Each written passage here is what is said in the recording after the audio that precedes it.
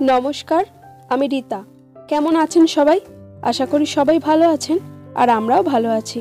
आमार नतून आरो एकटी ब्लगे आपनादेर सबाइके स्वागत जानाई। आज रविवार और एखन सकाल प्राय 8टा मतो बाजे। तो এই সময় থেকে আজকের ব্লগটা শুরু করলাম। সকালবেলা চা খেয়ে নিয়ে তারপরেই ভাবলাম যে ধোয়া কাচার কাজগুলো শুরু করে দিই, কারণ আজকে তেমন একটা রোদের জোর নেই আর শুকাতেও ঠিকমতো হয়তো পারবে না, তবুও যতটা সম্ভব তাই অনেকগুলোই জামা কাপড় একসঙ্গে বার করে নিয়েছি, কারণ বেশ কিছুদিন ধরে সেভাবেও কাচাকুচিগুলো হচ্ছে না। তো ভাবলাম এত যদি দিনের পর দিন জমতে থাকে তো আমার কাচতেও অসুবিধা হবে, তাই আজকে যতটা সম্ভব জামা কাপড়গুলো কেচে নেব। তার উপর মোটরের কানেকশনটাও খোলা আছে, তো তাই যতটা পারবো সেগুলো কেচে নেব। আর এই তো জামা কাপড়গুলো গরম জলে ভিজিয়ে দিয়ে চলে আসলাম সকালবেলার একটু ব্রেকফাস্ট তৈরি করতে। তবে আজকে ভাবছি ঘরটা একটু ডিপ ক্লিন করব। তো আগে তো প্রত্যেক সপ্তাহে চেষ্টা করতাম যে রুমটা এবং বেডরুমটা ডিপ ক্লিন করার জন্য, কিন্তু এখন সপ্তাহ তো দূরে থাক, অনেক দিনই হয়ে গেল সেভাবে পরিষ্কার করা হচ্ছে না। আর যেহেতু ঘরের সঙ্গেই রান্নাঘর, তাতে করে ঘরটায় অনেক বেশি ঝুল জমে আর মাকড়সায় বাসা করার জন্য তো আরও বেশি হয়ে থাকে। তাই ভাবছি সকালবেলা ব্রেকফাস্টটা করে নিয়েই তারপরে ঘরটা ক্লিন করার কাজে লেগে পড়ব, কারণ আজকে না রান্নার চাপ খুব একটা নেই, কারণ সোনার আর আমার একটা জন্মদিনের নিমন্ত্রণ আছে। তবে হাজবেন্ডের জন্য কিছুটা রান্না তো করতেই হবে, তো কিছু কিছু রান্না গতকালের আছে, তো সেটা গরম করে দেবো। একটু গরম ভাত করব আর তার সঙ্গে আরও কিছু একটা বানিয়ে দেবো। তাই ভাবলাম আজকে সানডে এবং অনেকটা ফ্রি আছি এই দিক থেকে, যেহেতু রান্নাটা সেভাবে করতে হবে না, তাই ভাবছি যে আজকে রুমটা একটু ডিপ ক্লিন করে নিই। তো সকালবেলা ব্রেকফাস্টের জন্য আজকে একটু আলু চচ্চড়ি করলাম আর সেই সঙ্গে বানাবো একটু রুটি, কারণ হাজবেন্ড সেই সকালবেলা চাও খেতে পারেনি, অনেক সকালেই বেরিয়ে গেছে, তার কিছু কাজ ছিল। তো আসলে পরে তাকে তাড়াতাড়ি করে খাবারটা দিতে হবে। আর এই মাত্রই তাকে ফোনটা করলাম, কারণ সে আসলে পরে একটুও দাঁড়ানোর সময় থাকবে না।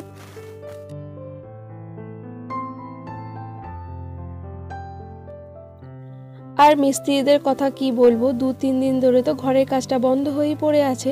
ভেবেছিলাম এই কটা দিনের মধ্যে যাতে নতুন ঘরের কাজটা কমপ্লিট হয়ে যায়, তারপর ধীরে ধীরে অন্য কাজগুলি সারবো, কিন্তু সেটা তো আর হচ্ছে না। জানি না কবে থেকে আর কাজটা আবার শুরু হবে। অনেক সময় আমরা যেমনটা ভাবি ঠিক তেমনটা হয় না, আর তখনই মনটা ভীষণ খারাপ হয়ে যায়। আর এই দেখুন আপনাদের সঙ্গে গল্প করতে করতে হাজবেন্ড চলেই এসেছে।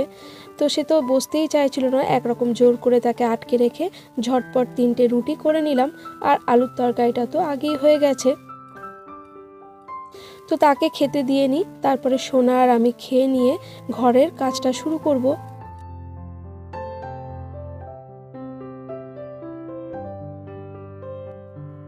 আর এই মুহূর্তে হাজবেন্ডকে তো খেতে দিয়ে দিয়েছি, কিন্তু রুটি গরম, তরকারি গরম, আর এই পুরো গরম খাবারটা খেতে গেলে সত্যি খুব অসুবিধে হয়, এবং তাতে তো সে রেগেও যাচ্ছিল, কিন্তু আমারও তো কিছু করার ছিল না, তাই না?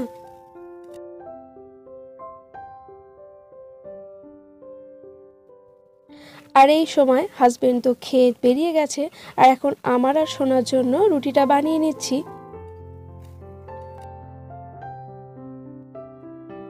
আর অনেক সময় কি হয়, রুটি বানিয়ে যদি অনেকক্ষণ এরকম খোলা ফেলে রাখা হয় না, তো রুটিগুলো শক্ত হয়ে যায়, কিন্তু এরকম ক্যাসরলে ভরে যদি রাখা হয় তাহলে অনেকটা সময় পর্যন্ত রুটিটা গরম এবং নরম থাকে আর খেতেও বেশ ভালো লাগে। আর এই তো এখন সোনার আর আমার জন্য খাবারটা বেড়ে নেব। তবে এত গরম রুটি সোনার পক্ষেও খাওয়াটা একটু অসুবিধে হবে, তাই ওকে ছিঁড়ে ছিঁড়ে দিতে হবে, কারণ ও হাত দিয়ে ধরে ছিঁড়তেও পারবে না, কারণ রুটিটা তো প্রচণ্ডই গরম। চলুন সোনা যতক্ষণ খেতে থাকুক ততক্ষণে আমি আপনাদের কিছু কমেন্টের উত্তর দিয়ে দিই। আমাকে তো বেশ কয়েকজন জিজ্ঞাসা করেছিলেন আমার বন্ধুরা যে আমার বাড়ি কোথায়, তো প্রত্যেকবারই আমি বলি আমার বাড়ি খামারগাছি, তো তবু আবার আজকেও বলছি। আরও এক বোন আমাকে প্রশ্ন করেছিলেন, তো আমার বাড়ি হচ্ছে খামারগাছি।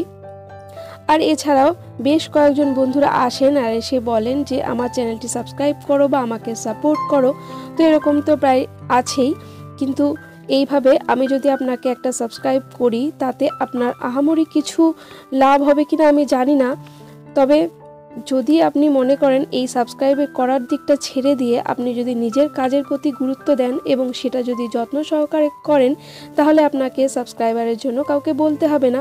লোকে আপনার ভিডিও ভালোবেসে, আপনার কাজগুলিকে ভালোবেসে দেখবে এবং অনায়াসেই আপনার চ্যানেলটি সাবস্ক্রাইব করবে। সুতরাং সাবস্ক্রাইব করার দিকে না তাকিয়ে আপনি বরঞ্চ আপনার কাজটা যত্ন করে করুন। আর এই মুহূর্তে আমি কিন্তু ঘরের কাজ শুরু করে দিয়েছি। তো টেবিলটার অবস্থা তো খুব খারাপ, যেহেতু কিছুদিন ধরে কাজ চলছে, তো আমার ঘরের কাজকর্ম সব কিছুই জিনিসপত্র অগোছালো হয়ে রয়েছে। তো যেটুকু পারলাম একটু ঢাকা চাপা দিয়ে ওপরে ঝুলগুড়ি ঝেড়ে নিলাম। তো হয়তো ক্যামেরায় ততটা ধরা পড়ে না কতটা ঝুল হয়েছে, তবুও একটু ক্লোজ করে আপনাদের দেখানোর চেষ্টা করলাম।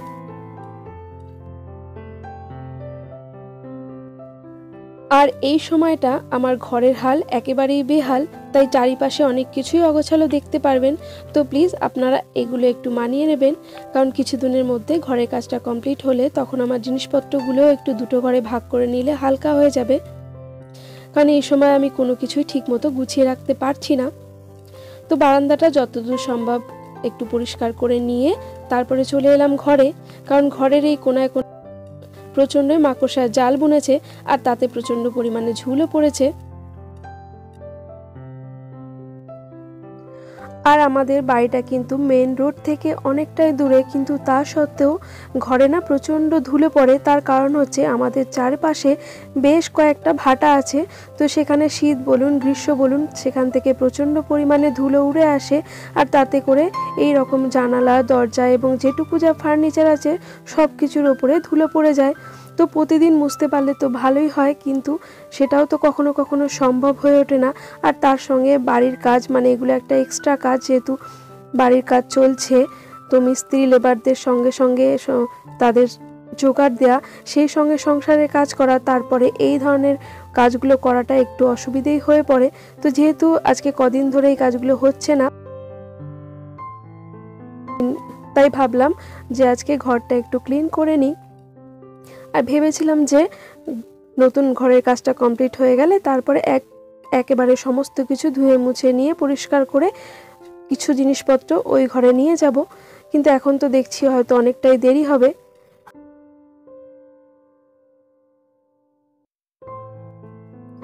আর হ্যাঁ, এটা কিন্তু কোনো ড্রেসিং টেবিল নয়, এটা একটা বড় আয়না যেটা দেয়ালে সেটিং করা আছে, আর তার পাশে এরকম ছোট ছোট কাঠের র্যাক সুন্দর করে ডিজাইন করে আমার হাজবেন্ডই এগুলো লাগিয়েছিলেন।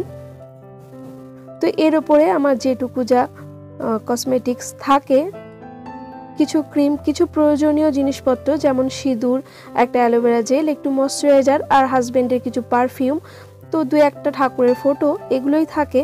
এর থেকে বেশি কিছু এখানে রাখা যায় না, কারণ র্যাকগুলো খুবই সরু এবং ছোট। আগে সোনা যখন ছোট ছিল তখন তো কিছুই রাখতে পারতাম না, মাঝে মাঝে এসে এগুলো সবই ফেলে দিত। কারণ দুদিন আগে যখন আমার ভাইয়ের ছেলেটা এসেছিল, ও তো খুব ছোট, তো ও না এখানে যত ছোট ছোট জিনিস ছিল এবং আমার যে দু একটা প্রয়োজনীয় জিনিস ছিল সেগুলো সবই ফেলে পরিষ্কার করে দিয়েছিল। সেটাও আপনাদের তো ভিডিওতে অবশ্যই শেয়ার করেছি।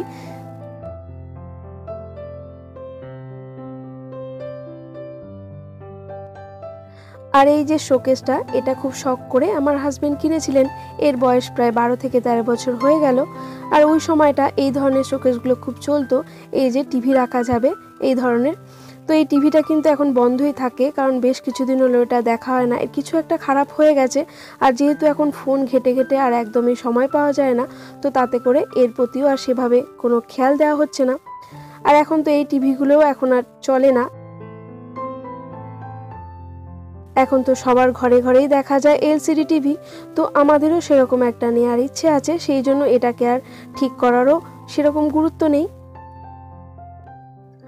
আর এই যে খাটটি যেটাতে আমরা শুই, এই খাটটা কিন্তু আমার বাপের বাড়ি থেকে বিয়ের সময় দেয়া হয়নি, এটা কিন্তু আমার হাজবেন্ডই আমাদের বিয়ের পরে তৈরি করেছিলেন। এটা আমার এই শ্বশুর বাড়িরই নিম কাঠ দিয়ে তৈরি, বড় একটা নিম গাছ ছিল, তো সেটাকে কেটে এই খাটটা তৈরি করা হয়েছে। তবে আমি চেয়েছিলাম এইভাবে ডার্ক চকলেট কালারটা একদমই আমার পছন্দ ছিল না, আমার পছন্দ ছিল যে উডেন কালারটা, সেটাই। তবে ওই সময় আমরা বাড়ি ছিলাম না, তো তারপর যারা তৈরি করেছিলেন তারা এই কালারটাই দিয়েছেন। তো যাই হোক, ভবিষ্যতের জন্য যদি অন্য কোনো সময় এটাকে আবার পালিশ করি তখন কালারটা বদলে নেব। ফার্নিচারের মধ্যে শুধু ওই আলমারিটাই আমার বাপের বাড়ি থেকে বিয়ের সময় দিয়েছিল। আর এই তো ঘরের কাজ মোটামুটি আমি অনেকটাই এগিয়ে ফেলেছি।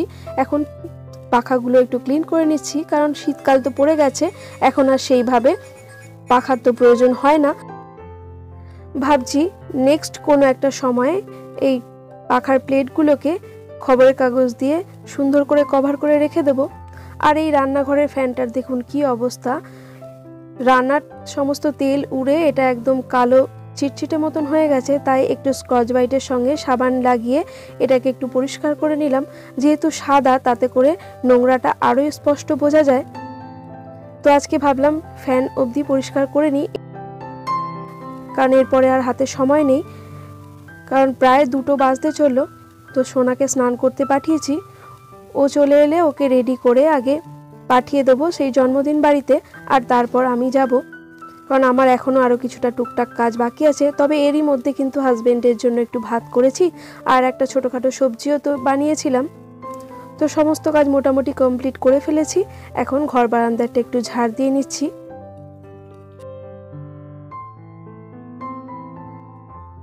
প্রতিদিনই তো প্রায় সংসারের কাজকর্মগুলোই দেখাই, আর সেগুলো তো প্রায় একই থাকে। তাই ভাবলাম আজকে অন্য কিছু আপনাদের সঙ্গে একটু শেয়ার করি। আমার আজকের ব্লগটি আপনাদের কেমন লাগলো একটা কমেন্ট করে জানাবেন। যদি ভালো লাগে একটা লাইক করবেন। আর এই ধরনের ভিডিওগুলি যদি আপনারা প্রতিনিয়ত দেখতে চান, তাহলে চাইলে আমার চ্যানেলটি সাবস্ক্রাইবও করতে পারেন। আর যারা যারা অলরেডি তা করে ফেলেছেন তাদের অসংখ্য ধন্যবাদ। আর এই তো দেখতে দেখতে সোনা কিন্তু স্নান করে চলে এসছে, তাকে একটু রেডিও করে দিয়েছি। আর এই যে বাচ্চাটির জন্মদিন, তার জন্য এরকম একটা টিফিন বক্স নিলাম, এটা একটা কাজে আসবে, আর সঙ্গে একটা চকলেট। চলুন তাহলে সোনাকে এবার একটু ছেড়ে দিই, তারপর আমিও রেডি হয়ে বেরিয়ে পড়ব। আর এরই সঙ্গে আজকের ব্লগটা এই পর্যন্তই রাখলাম। সকলে ভালো থাকবেন, আবারও দেখা হবে।